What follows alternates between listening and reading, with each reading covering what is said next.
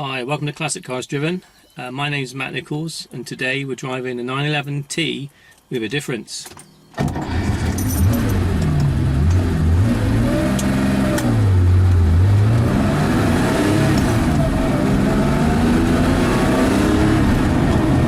It's been retrofitted with a slightly larger 2200cc flat 6 engine, which replaces the more standard 2-litre engine that was fitted to the 911T. Now, we drove a 911T on Classic Cars Driven. There's a write-up on the website, and it's a great car in terms of its lightness and deftness and balance, but you do feel it's lacking a little bit in terms of power, and I think this retrofitted 2.2 unit goes some way to addressing that balance. Also, the car has been done up like the one that you might have noticed on the start of Le Mans, the Steve McQueen film. It's a kind of take on that.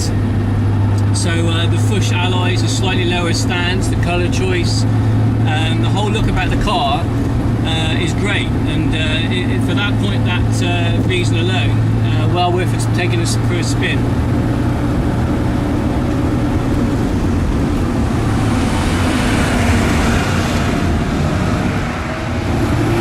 911's got a terrible reputation for handling characteristics.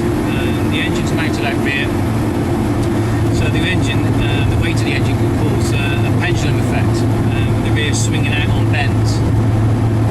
I have to say, on a couple of 911s I've driven, I've not found that to be the case. Obviously it depends how fast you're going, it depends on the road conditions. There's a lot of things that can be a contributing factor. I think you've got to treat these cars with respect. I mean, this car is from the 60s. It's approaching 50 years old. So, in a way, you're not going to hang it out around every bend. That's not really the point of driving one today. The point is that you can enjoy how it feels on the road, from the sort of centrally mounted pedals, which on this left-hand drive car swing round to sort of centred over to the right.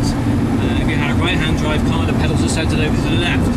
Now, the odd thing is that when you first get in a 911, an early one with the pedal arrangement like that, it's really weird. It feels like you're trying to rub feet with your passenger. But the stranger thing is that once you've driven one a couple of times, you don't even think about it. It's like a natural position for your feet to be. It's like they've already thought about it. The other thing is that you can bring the car into bends, and okay, yeah, you are going to be a bit cautious to start with, because of the reputation of the car. But you take it into corners at a reasonable pace, brake into the apex, power out the other side, open it up a bit, and it is an absolute joy. The pedals, which are centrally mounted, are also floor hinged, which reminds me a little bit of the Alpha GTV we drove, in as much as you need to lift your whole leg to apply the brake pedal. So this is none of your modern day swing a foot across from the throttle to the brake pedal. You sort of bring your knee up to make sure your feet clear the pedal, make sure you hit the target correctly. It always helps. All in all, I have to say I'm a real fan of the early 911. I don't mind that this one's left-hand drive and we're trying to pilot it around the UK. Got no problem with that at all. The steering on this is power assisted. The other one that we drove, the very early 911T, didn't have any power assistance. Given the choice, I think I'd go without power assistance, but it doesn't really intrude on the driving experience.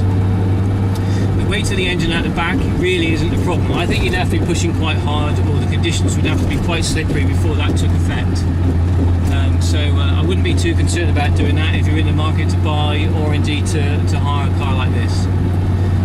The nice thing about this car is the way that it looks and the way that it makes you feel on the road is quite superb, and I think that's what I really love about these cars. I've been Matt Nichols, and today we've been driving a 911T, pepped up slightly with a 2.2 litre flat 6 engine.